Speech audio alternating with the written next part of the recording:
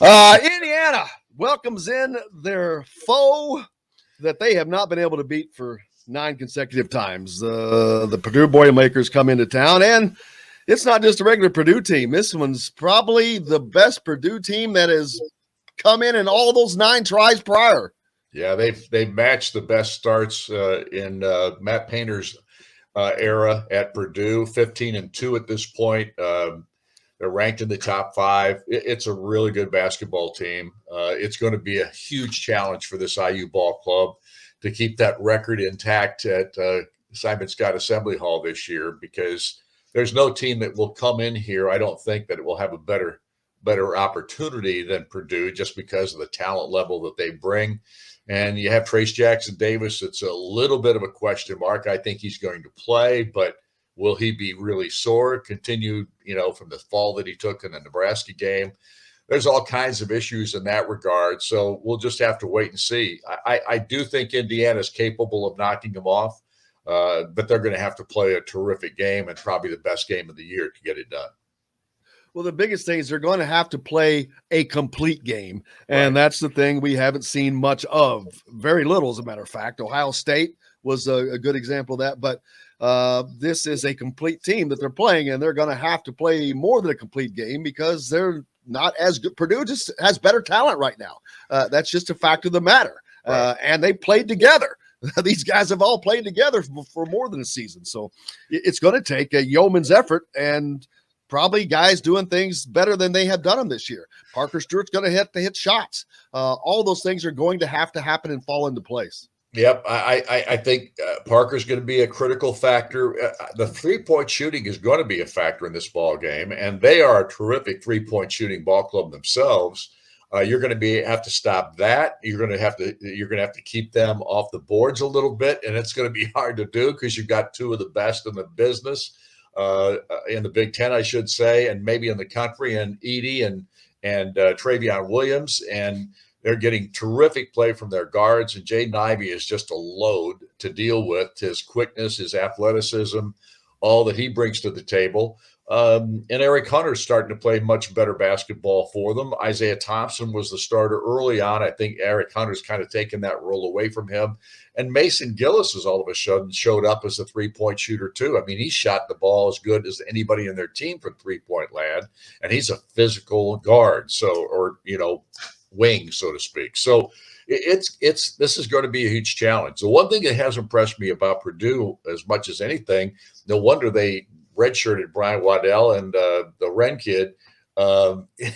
They've got so much talent.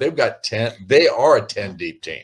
I mean, literally they can play 10 different guys out there, maybe even 11, and not walk away with anything negative. So this is going to be Indiana's biggest challenge of the year, especially in a home floor ball game. I think, and they're going to have to play them again in the last regular season game at Purdue. So they're going to face them twice, but Indiana's lost 9 in a row. And that pride factor will kick in this ball game, I think. The crowd will be fantastic. And it's going to be a heck of a show. There's just no question about it. And incidentally, before I let you say another word, I have to be out of here by 9:15. Gotcha. Noted. You just talked about the environment. I was talking with someone yesterday. This should be the most electric environment probably since the North Carolina game. I'm thinking maybe going back to when that was like 5 years ago. This is just people aren't expecting a win. They're hoping for a win, but this is probably the most hope that they've had. That's true. I would argue that you're probably right in that regard. This is a team. I mean, Indiana's lost 9 straight. They don't want to make it 10, and the crowd doesn't want it. I mean, this Hoosier Nation is starving for a win over Purdue, and how they get it or when they get it is critical. But how they get it, it doesn't matter as long as it's a win. If it's a 1-point, triple overtime, quadruple overtime, whatever it takes to get it done.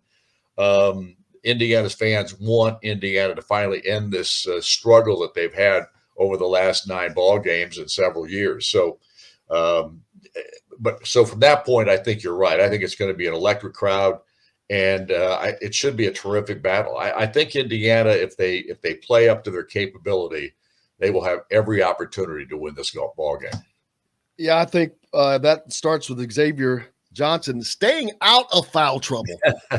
That's going to be a big key for him because they're going to need his defense tonight. They're going to need Rob Finney's defense, but Right. You talked about Jaden Ivey. He's one of the best in the game. So they're going to need those guys to not get into foul trouble and stay on the floor.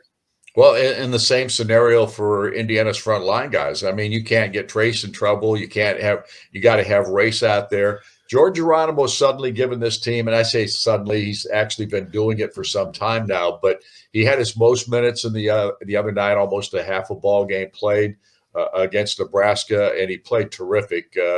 Knocked down mid-range jump shots, which was really key. I'd rather see him do that than taking the threes out there, even though I know he was a good three-point shooter in high school and that kind of thing. He's still much stronger, I think, with that 15, 16, 17-foot jump shot. And that changes everything. And then you've got Trey Galloway back again, which I think really helps this ball club. He's going to give Indiana. I'd love to see Galloway on Jaden Ivey. I think that's the one guy that may be able to stay with him more so than anybody else. Not that Finney or Xavier Johnson can't. I like Trey Galloway's defensive prowess out there. I think he's a 6'5" guy that so he's not going to give any size away to Jaden Ivey. So, and he's also quick. So, long story short, India's going to have to play great. Everybody's going to have to contribute, and I think it's going to be just a terrific matchup. I really do. Yeah, you talk about Jordan. He's the smoothest 15-foot shooter on that team. I think his shots look like silk. The other night he had a 15-footer, and I'm like, well, that was just as smooth as can be. I'm like, holy cow, he used to be doing that a lot. That looked really, really good. Well, and I think that's the thing. I think Miller Kopp is the same way. I mean, he has a good-looking 15-foot mid-range jump shot, but they don't use them. They stick. Exactly. They want to get out there behind that three-point arc and loft them up from there.